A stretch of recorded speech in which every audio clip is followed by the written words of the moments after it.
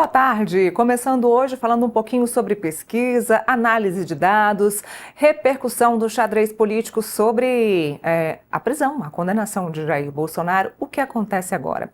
Quais os nomes entram nesse xadrez político? Nomes novos? Nomes que já estão sendo falados? Vamos conversar? Andresa Matai já está aqui comigo. Parceira, muito boa tarde. Boa tarde, Neila. Boa tarde a todo mundo que está acompanhando o programa. Começa agora um novo momento da política, né? O momento principal. A gente já sabe que os bastidores estão tomados pelas negociações e articulações para as eleições de 2026. A gente vem falando muito sobre Tarcísio aqui, Andresa. É um nome que não sai aqui do contexto Metrópolis por vários motivos, mas alguns outros nomes também vêm surgindo no cenário, como nós também já antecipamos aqui, o nome do Ciro Gomes. A Andresa até nomeou o Ciro como a noiva, né? É a noiva mais esperada aí pelos partidos. Havia uma negociação para que o Ciro Gomes mudasse de partido, mas ainda não mudou. A gente vai analisar tudo isso, todo esse contexto, todo esse cenário para vocês. Para isso, a gente chama Sérgio Denicoli, cientista de dados e CEO da AP Exata, para a gente analisar direitinho todo esse cenário, toda essa movimentação que pode acontecer agora. Denicoli, muito boa tarde, bem-vindo ao Contexto.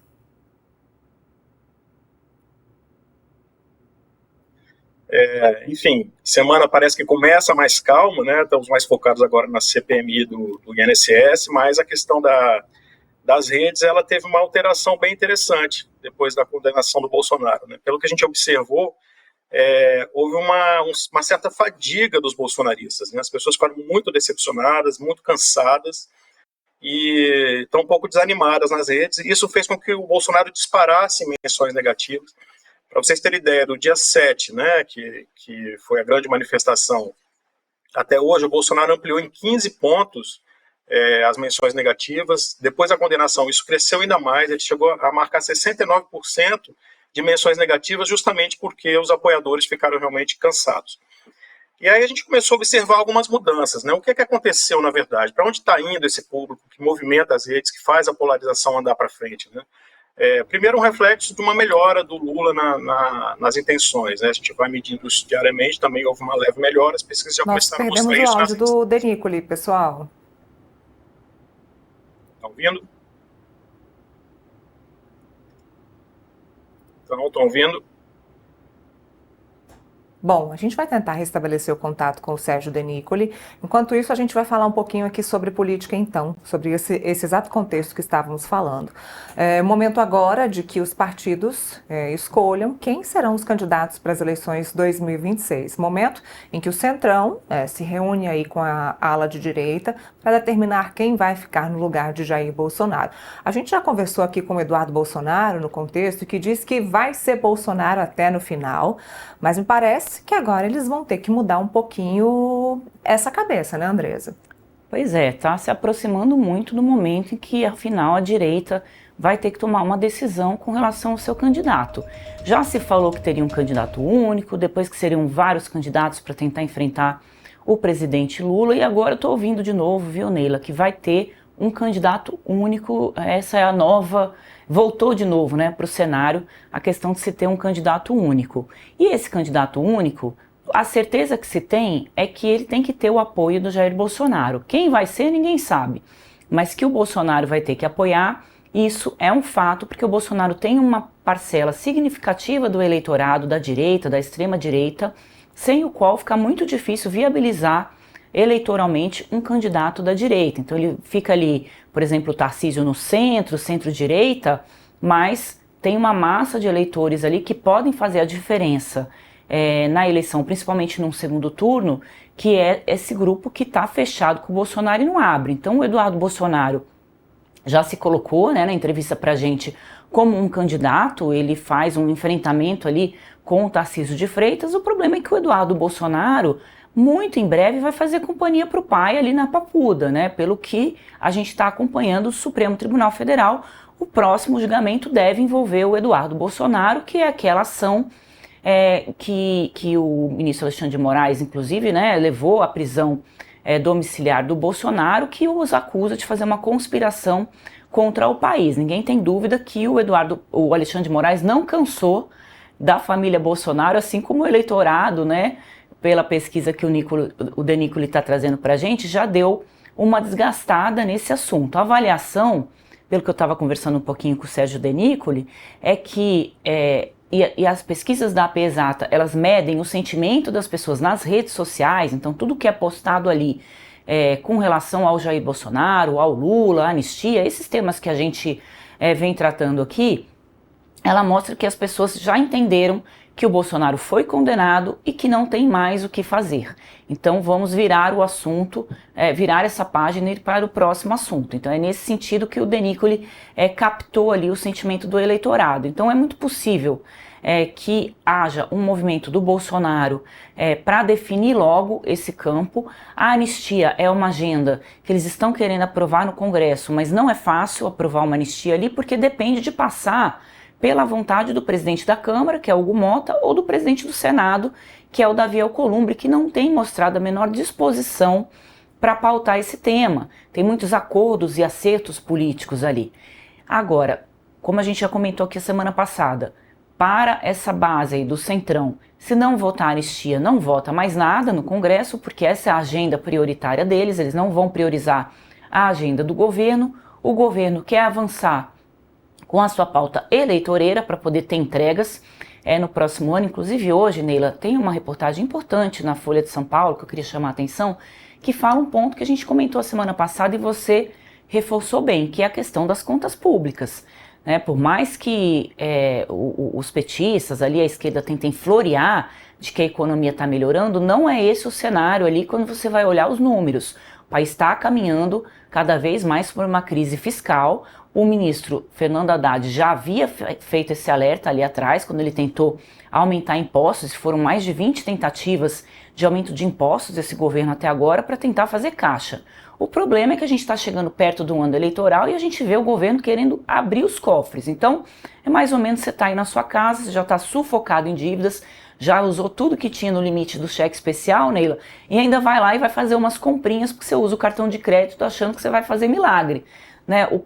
O Brasil está nesse cartão de crédito, já estourando o limite. O problema é quem vai pagar essa fatura. Então, eu estou dizendo isso porque a agenda do governo no Congresso é a aprovação da isenção do imposto de renda para quem ganha até 5 mil reais. 5 mil reais. E o Congresso, para dar uma sacaneada no governo, quer passar para 7 mil. Isso. Porque sabe que o governo não tem dinheiro para pagar essa conta. E aí uma proposta do próprio relator, do Arthur Lira. Do Arthur Lira. Por quê? Porque daí eles vão jogar para o colo do governo, olha, a gente tentou, passar para 7 mil, mas o governo não quis. Então, vai ser uma tentativa de tirar essa agenda populista do governo, que é uma agenda de dar voto, que é você injetar dinheiro direto na veia do povo, como diria o Paulo Guedes, porque você está pagando menos imposto, você tem mais dinheiro para receber. Então, esse jogo político aí é que vai pautar as relações do governo com o Congresso aí nos próximos dias. Eu expliquei na semana passada que para aprovação dessa medida aí de isenção do imposto até 5 mil reais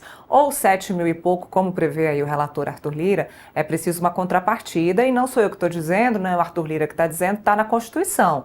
Para que isso seja aprovado, é necessário uma contrapartida, ou seja, está tirando dinheiro do cofre público, esse dinheiro tem que ser injetado nos cofres públicos de uma outra forma. De onde vai vir esse dinheiro? De um outro imposto? O Congresso Nacional diz que não vai aceitar mais aumentos de impostos. Da onde vai sair esse pagamento? Da onde vai sair essa isenção? Então, e também, Andresa, a oposição, ela não quer nem falar sobre isso, ela quer mesmo obstruir essa pauta, não quer facilitar de forma alguma. O governo quer taxar os super ricos. O próprio líder da oposição na Câmara, o deputado Sóstenes, já disse que não passa, que eles não vão taxar super rico nenhum, que essa não é a proposta, essa não é a ideia, e que o governo vai ter que se virar para arrumar uma solução para a isenção até 5 mil reais do imposto de renda. Como a Andresa bem disse na semana passada, é uma proposta extremamente eleitoreira, porque você vai isentar a população de pagar imposto, mas esse imposto vai ter que ser pago de uma outra forma, esse dinheiro vai ter que ser injetado de uma outra forma. Agora, Andresa, CPMI, falando de assuntos no Congresso, temos CPMI, temos anistia, que pode ser pautada na terça-feira, e temos também essa questão das pautas do governo que estão paradas e continuarão paradas enquanto a oposição não conseguir negociar a pauta da anistia no Congresso Nacional. Voltando ao nosso assunto, que é pesquisa e cenário atual no xadrez político desse momento de julgamento de Jair Bolsonaro, de condenação de Jair Bolsonaro, voltamos com Denícoli. Denícoli, nos ouve? Sim, estou ouvindo bem vocês. Tudo certinho. Então vamos voltar para a nossa análise aí das redes. Então, o que eu estava dizendo é o seguinte, que com a condenação do Bolsonaro houve um cansaço dos bolsonaristas, né? E eles são muito importantes para movimentar a política hoje em dia nas redes. E a partir do momento que eles estão cansados, que eles se ausentam um pouco desse debate por decepção, por acharem que não vale mais a pena, etc., eles acabam deixando o próprio Bolsonaro num espaço de muita crítica. Então houve um aumento de 14%, de 14 pontos percentuais.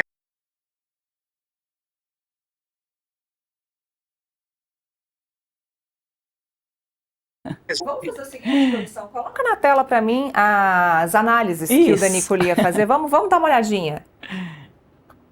Vamos analisar juntos os gráficos que o Denícoli ia mostrar para a gente sobre essas pesquisas que ele fez, uma análise nas redes sociais de como as pessoas vêm sentindo e vêm repercutindo a condenação do ex-presidente Jair Bolsonaro e o que esperar, quais nomes agora estão sendo citados. Vamos lá. Coloca aqui no telão para mim, produção, para eu poder ver com quem está nos assistindo, com a nossa audiência. A gente tem a nossa noiva, Andresa, Ciro Gomes. Voltou, né? A noiva voltou. A gente falou que ele ia voltar. Criticaram o contexto, viu, gente? A gente falando do Ciro Gomes, criticaram a nossa análise. Tá aí, ó. A imagem do Ciro Gomes aparecendo mais uma vez. E nós temos a análise dele aqui pela esquerda, pelo centro e pela direita, não é isso? Aqui, em azul claro, é se você votaria no Ciro Gomes e o verde, talvez. Aqui a gente vê uma análise de antes da condenação de Jair Bolsonaro, 9% votaria em Ciro Gomes. É isso mesmo, produção? Me corrijam, porque está bem pequeno, eu não consegui enxergar. E tem depois também aqui um talvez, agora sim, um talvez de 14%. Antes, vamos para a análise do centro. Quem é de centro? Votaria ou não no Ciro Gomes antes da condenação de Jair Bolsonaro?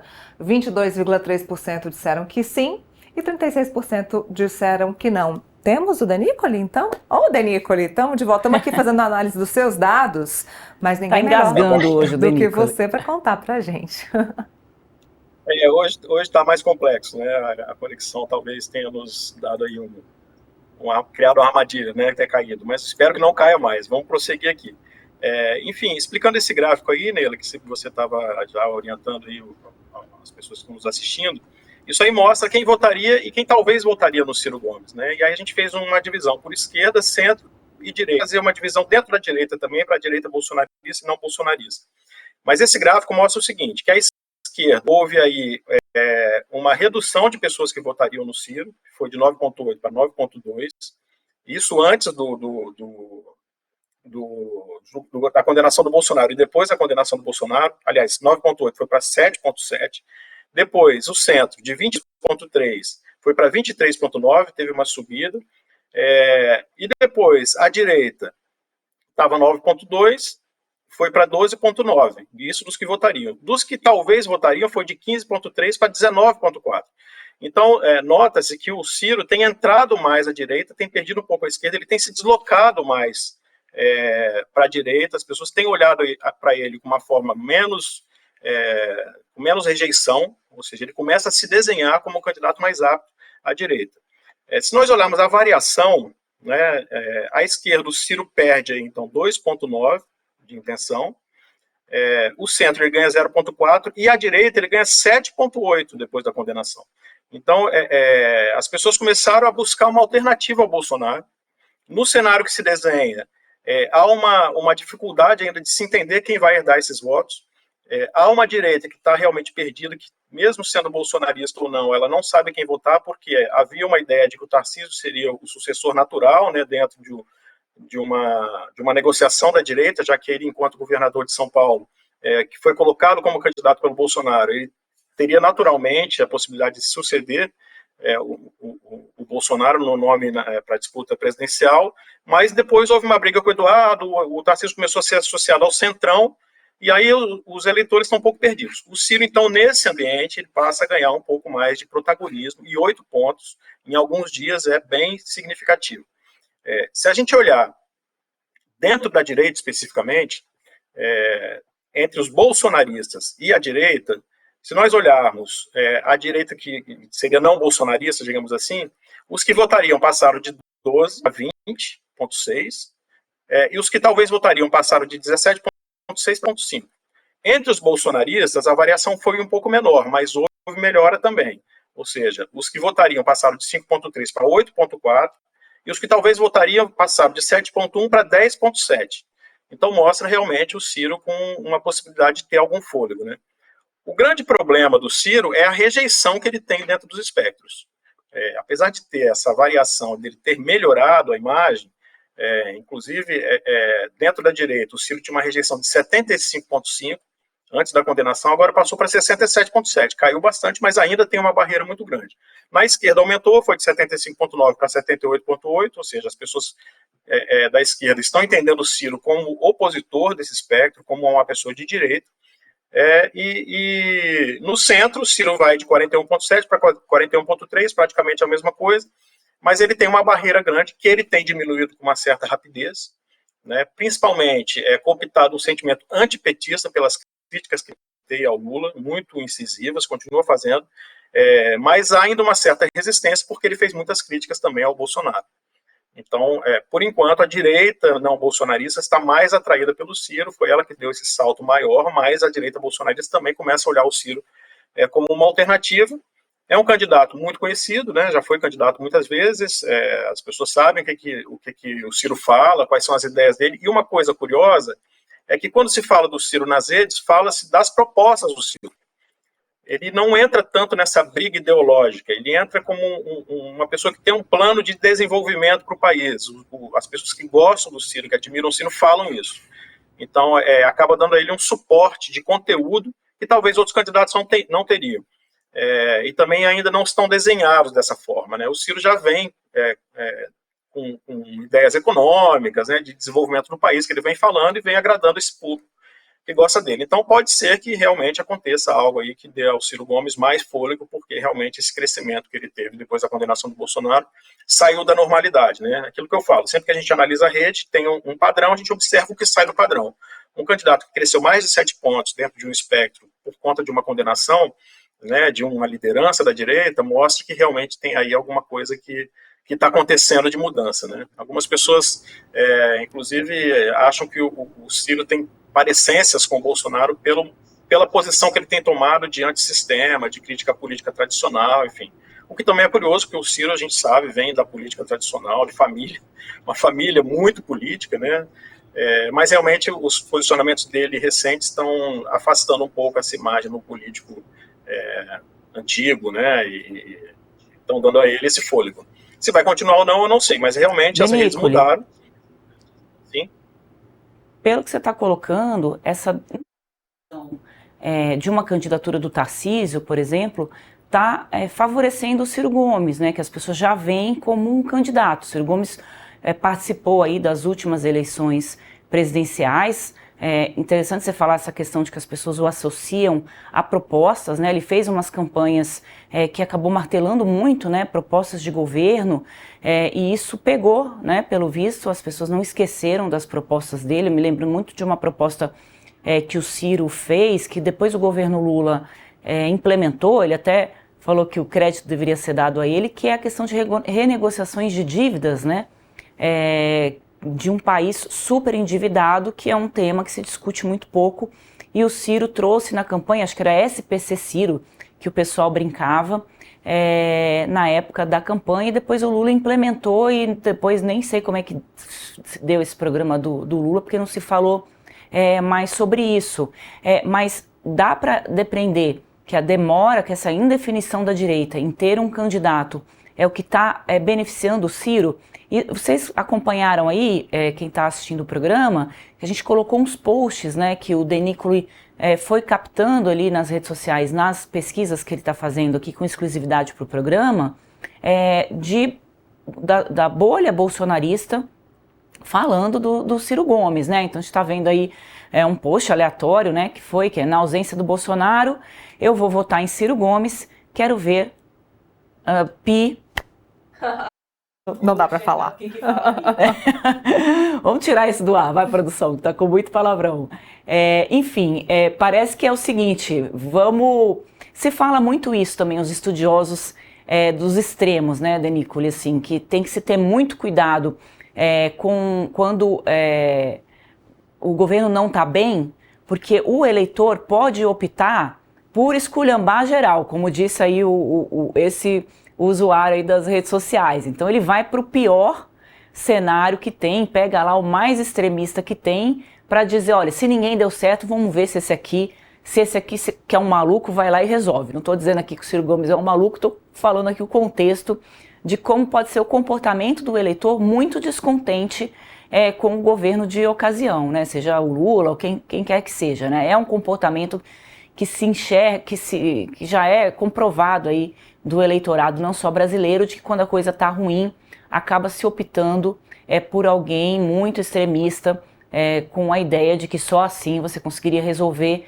essa questão. É um pouco do que a gente está vendo aqui, né, Denícoli, Neila, com relação ao apoio que bolsonaristas têm de ir para os Estados Unidos e pedir para o Donald Trump intervir aqui no Brasil. Então, parece que só o Donald Trump mesmo vai conseguir resolver essa bagunça que está o Brasil. Muita gente pensa assim, esse é um pensamento que pode se alastrar aí no eleitorado. É um pouco isso, Denícoli? A verdade é que, só uma parte aqui para falar daquele post que havia um palavrão, aquilo é o dia a dia das redes, né? As pessoas são muito passionais na rede, né? Isso aqui, às vezes num programa aqui fica um pouco chocante, mas aquilo é todo dia, muita efusividade, e a gente vê aquilo diariamente e conta também para a formação de opinião. E no caso do Ciro, é curioso, porque os candidatos variam muito em menções, né? Então, geralmente, é Lula e Bolsonaro sendo muito falados. O Tarcísio, por exemplo, chegou a 25% quando se envolveu na anistia, depois caiu, hoje deve estar com 9%. E o Ciro vai se mantendo ali na casa dos 10% de menções. Eu não acho que o Ciro ocupa um lugar de um voto revoltado.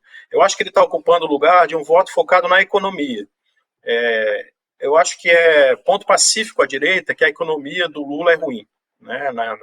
A condução econômica do governo Lula é ruim.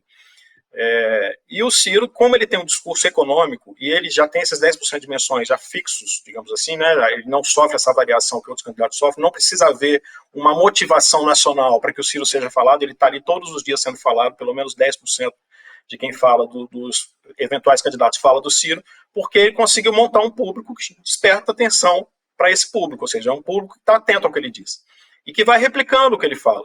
Então, no momento onde o Bolsonaro não é mais candidato, no momento de desânimo do bolsonarismo, no momento em que o Tarcísio começa a ser mais associado ao centrão, o eleitor que está muito focado na economia, que é de direita, ele começa a olhar o Ciro como uma possibilidade. E aí, o que casa para fazer com que o Ciro tenha esse crescimento que teve à direita, de quase 8 pontos? É o fato de ele falar de economia, mas ele criticar também o PT, e criticar a política de uma forma geral.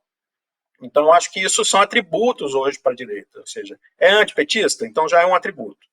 É crítico à política convencional, já é um atributo também bastante admirado. Tem posicionamento econômico, pronto, também é uma coisa que acaba atraindo, né? Agora, como eu falei, a rejeição ao Ciro é muito grande nos espectros, ele conseguiu reduzir bastante a direita, mas ainda tem uma rejeição muito alta, tem um caminho muito grande para que ele cresça, né? Ele vem ocupando algum espaço deixado pelo Bolsonaro realmente nas redes, mas ainda tem um caminho realmente difícil para ele.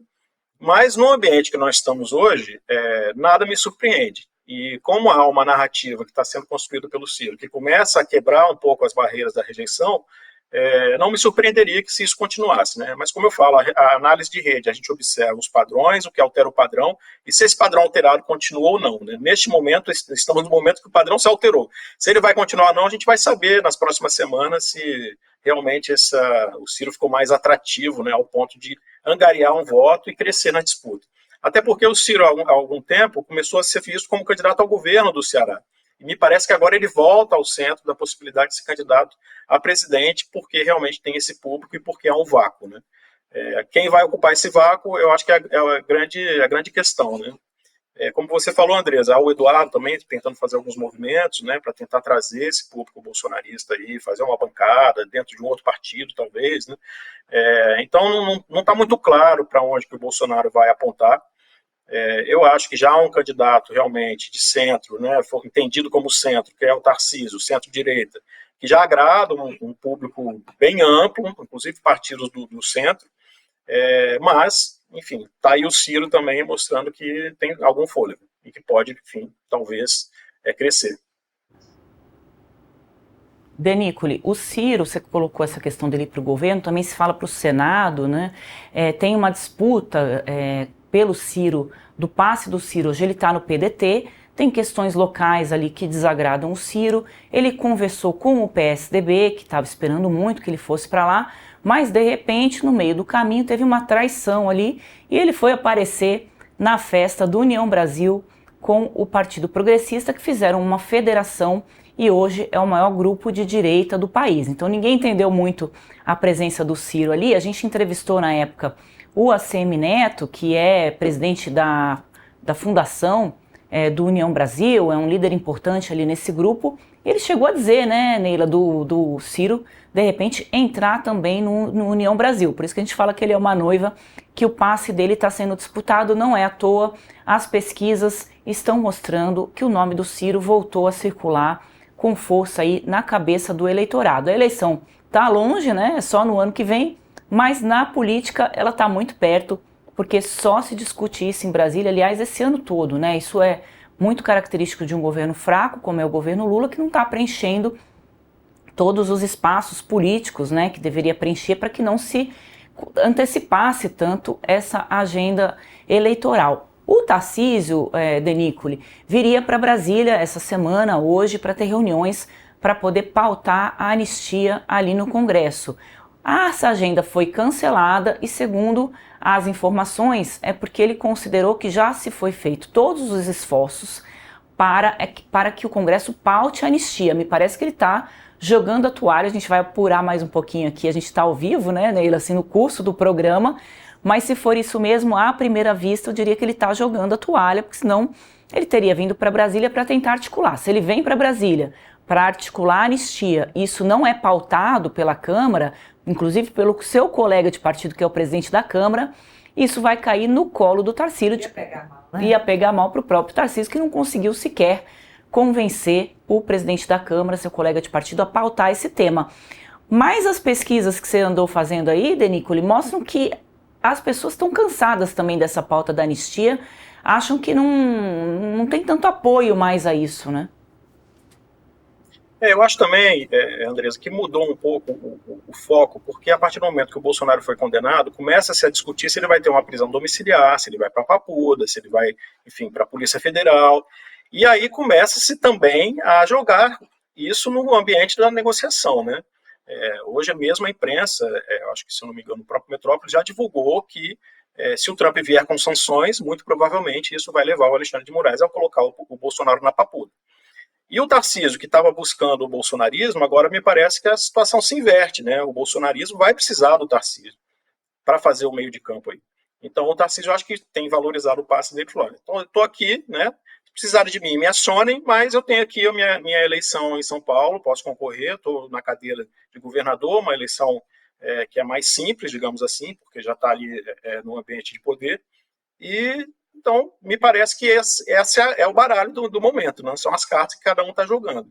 E o Tarcísio realmente foi muito atacado, ele se envolveu, mas houve um desgaste de imagem. Ele começa a recuperar, ele chegou a ter 24% de confiança, caiu para 14%, agora está com 18%, enfim, recuperando. Ele tem uma resiliência, a gente já viu isso entre os moderados, às vezes as pessoas ficam um pouco irritadas com ele quando se aproxima muito do bolsonarismo, o pessoal mais moderado, mas depois ele acaba conseguindo voltar com alguns movimentos, então ele é um candidato realmente resiliente, isso aí eu já venho notando e já venho falando também, inclusive.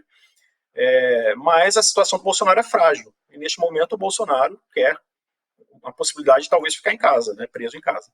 Seria melhor para ele, obviamente, né? Então, o fato do Eduardo, por exemplo, estar muito efusivo, tentando ser candidato, pode prejudicar o pai, né? Entrou um outro fator na negociação de bastidor, que é um fator muito importante, né? Onde o Bolsonaro vai ficar. Agora, o fato do Bolsonaro ter ampliado o volume de menções negativas, como eu falei, nas redes sociais, mostra realmente que há aí possibilidade de haver um candidato de direita que não seja simplesmente um indicado pelo Bolsonaro também, né? Se ele conseguir atrair as pessoas de forma a ter um projeto que o brasileiro entenda como positivo pós-Bolsonaro, pode ser que ele consiga atrair o voto que não é do Bolsonaro, é o voto, né, do brasileiro que vai escolher o candidato dele, né? Essa ideia de que são os votos do Bolsonaro que vai transferir, isso é muito relativo, né? Obviamente que é uma liderança forte que tem um poder de transferência, mas no decorrer de uma campanha a coisa toma outra dimensão, as pessoas vão escolher pelo que elas acham que é melhor, né? Não existe dono de voto. Então, acho que a situação do Brasil hoje ela vai ficando cada vez mais complexa para a direita, porque não consegue se entender para qual candidato, qual lado vai. Enquanto isso, o governo vai se beneficiando, vai melhorando um pouco os índices, né? Melhorou um pouco nas pesquisas, a gente nota isso, mas também tem um teto enorme, que pega também na questão econômica. Como a gente está vendo hoje nos noticiários, a questão fiscal, que já vem sendo falada, está muito mais nítida, né? Que há um problema aí que está sendo empacotado para o futuro, de talvez não conseguir pagar as contas, né? Isso tudo vai sendo considerado pelo brasileiro, mas é um momento de introspecção, sem dúvida, que as pessoas estão olhando para ver quem é a liderança que pode ocupar espaço do Bolsonaro. E essa questão fiscal, desculpa, Neila, ela atinge um plano B da esquerda, né, que é o Fernando Haddad, que é o ministro da Fazenda, né, se o país for por essa ladeira abaixo, como tudo indica que está ocorrendo, a gente não vê nada para se tentar virar, né, na verdade se tentou, né, o Haddad tentou bastante, mas o governo não o ajudou nessa agenda de segurar os gastos públicos, mas atinge também a imagem do Fernando Haddad, que é um plano B do PT, e aí eles vão ficando sem candidatos. A gente não estaria falando aqui de que parece que o eleitorado brasileiro está desesperado buscando uma alternativa, se ele considerasse que a alternativa que está no poder é a alternativa que deveria continuar no poder. Então, o que a gente está assistindo é que existe, da parte do eleitorado, um cansaço com relação a esse governo. Nesse final de semana, inclusive, a primeira-dama Janja deu uma entrevista para a Folha de São Paulo, bastante curiosa, né? Fazia muito tempo que eu não via a primeira-dama dando uma entrevista, uma primeira-dama dando uma entrevista. A gente não vê nem chamada na capa de um jornal, né? Parece que perdeu bastante a relevância. E ali ela é questionada sobre essa questão do presidente Lula estar muito fechado, muito encastelado, né? Neste mandato, que parece que ele não está governando, né? E ela tenta fazer um discurso ali em defesa do marido, um pouco autocentrado demais na imagem dela, né? E a gente vê ali claramente, nitidamente, que há que o governo está um pouco perdido com relação a isso. É claro que a gente não pode minimizar, né? Denícolo Neila, ele está no cargo, ele tem a caneta e tem muito poder, né?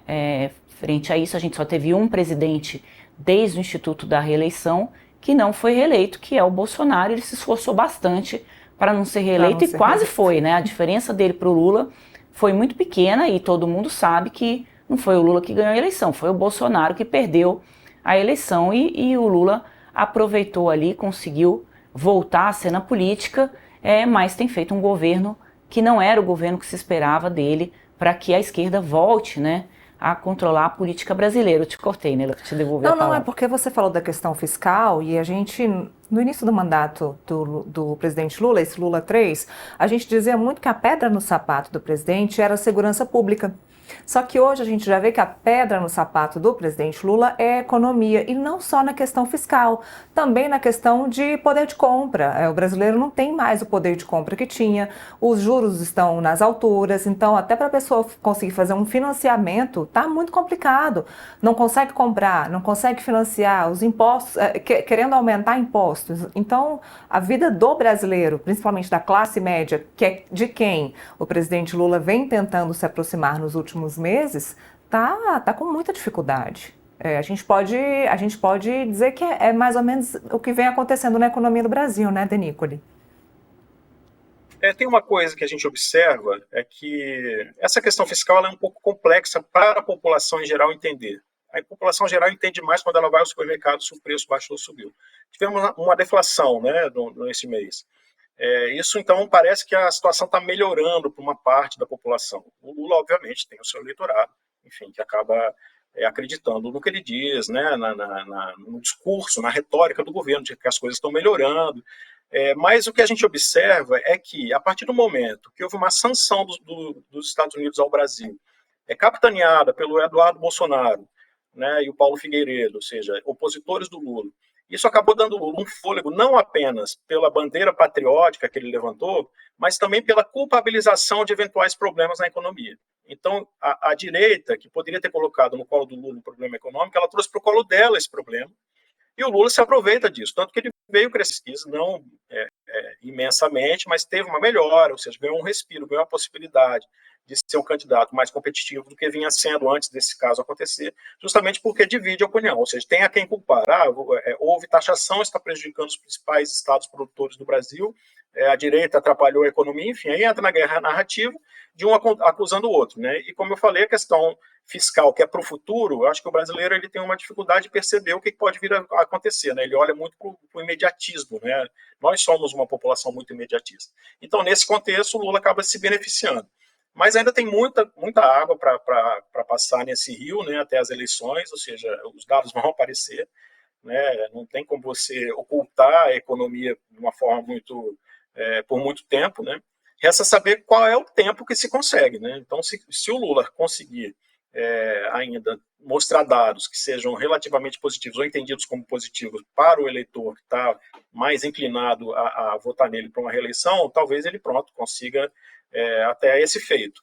Mas se a economia realmente cobrar o preço e as pessoas começarem a notar uma alteração para o pior, para o negativo, mesmo que tenha havido taxação, acho que vai ser difícil culpar a oposição por qualquer dano, né?